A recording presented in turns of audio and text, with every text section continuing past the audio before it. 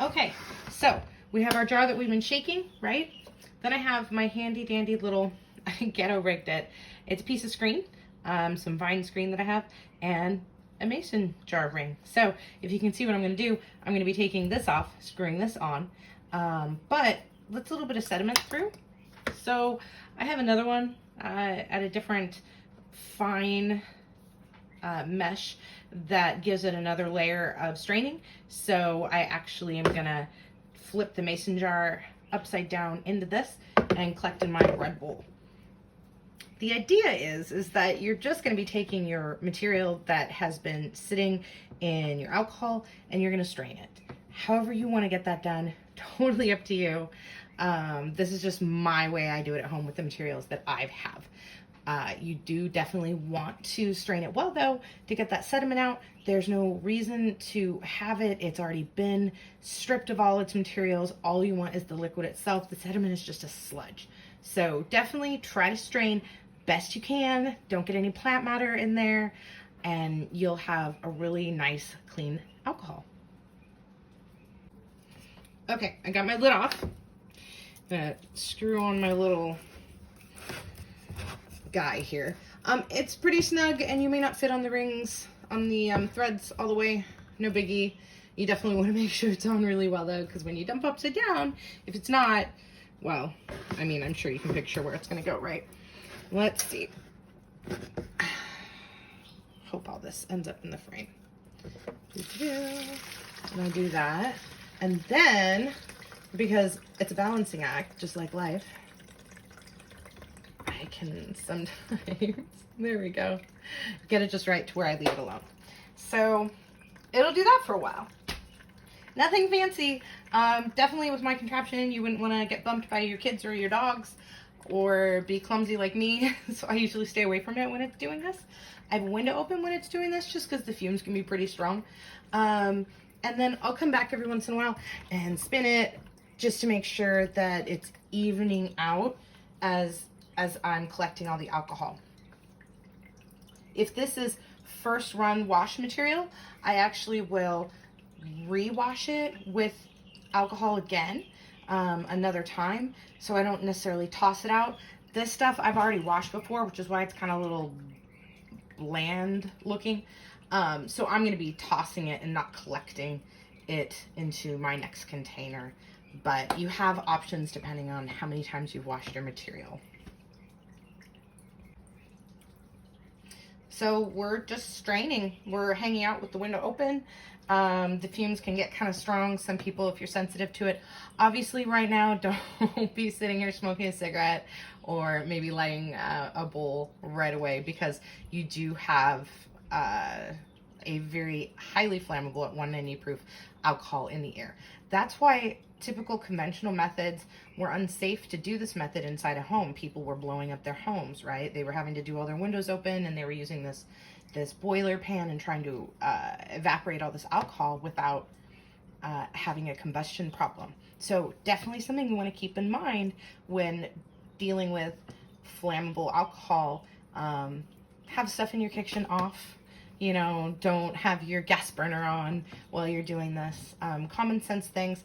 But since we're all stoners, always a great reminder and something to talk about as far as safety. Still straining. About done. I'm going to just twist it a little bit. Like I said, I do just to even out, to make sure that, you know, we've got everything out of there. So obviously I just undo what I did. I'm going to flip it back over, take the lid off. Like I said, I've used this matter before, so I'm just going to dump it in the trash. If it was a first wash, I would actually save it and run alcohol over it again, but I'm not going to do that this time. So I'll be collecting into a clean open jar this time for you guys, so you can see what it looks like purged and how you get your alcohol back. Okay, I'm going to take my oil and just pour it in there. It's just a bullet canister. No right way to do it. Try not to spill.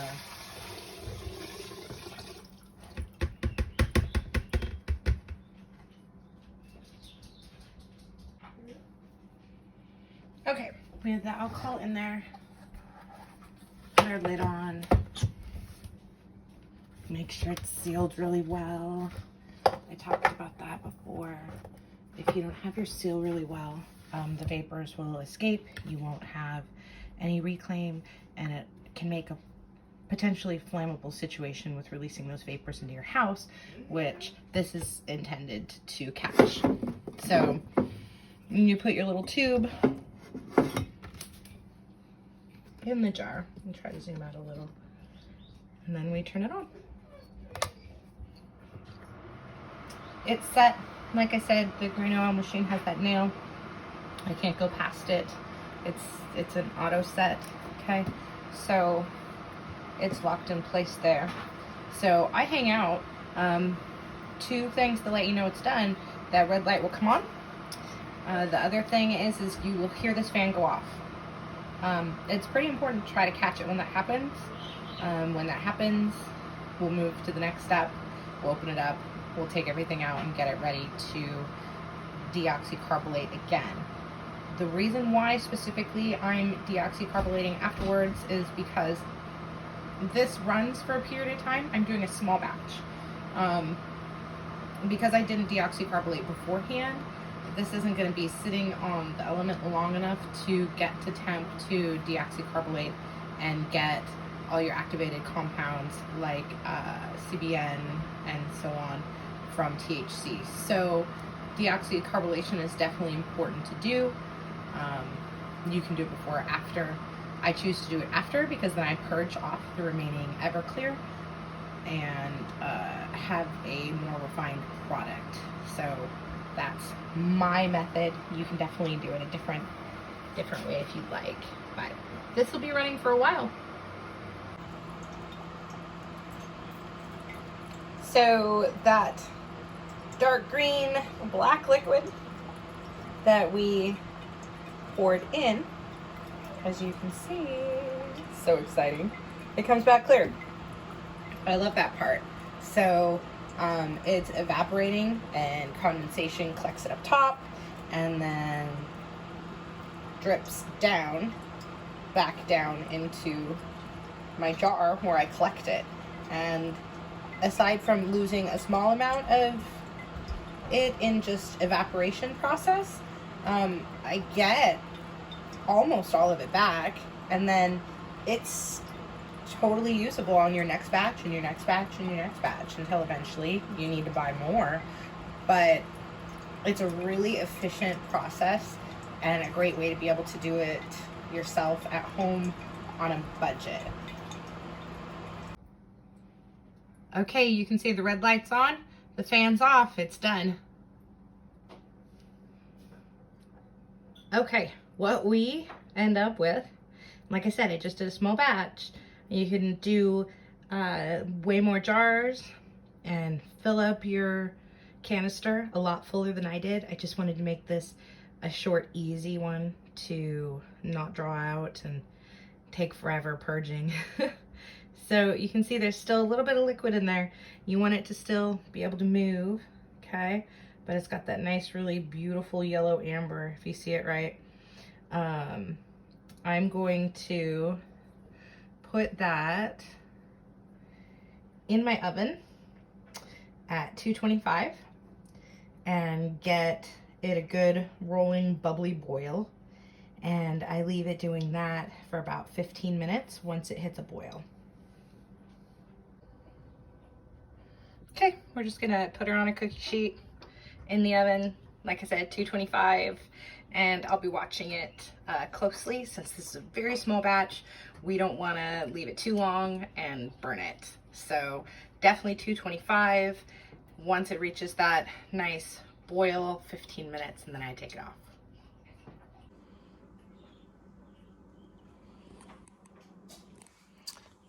There's our purged Everclear.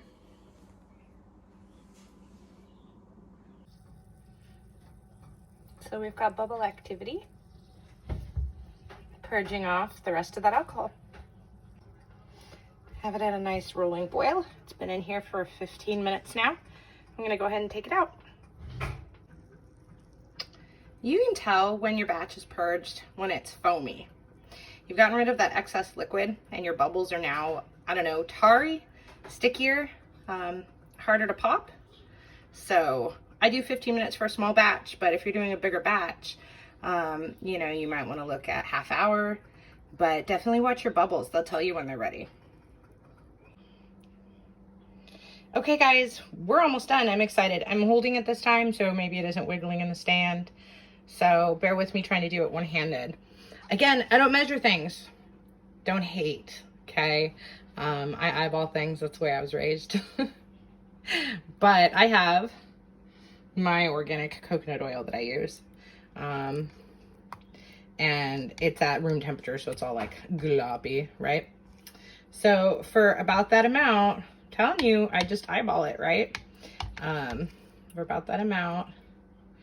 Oh, you guys, you don't want to know how strong I make it. So I'm just gonna go, and then we mix it in. That coconut oil is gonna give a fat to bind to. It's gonna give you more volume too though, because we're gonna take that and put it in capsules. So with more volume, we can distribute it out more instead of having to do these little small grains of rice that they talk about when making RSO.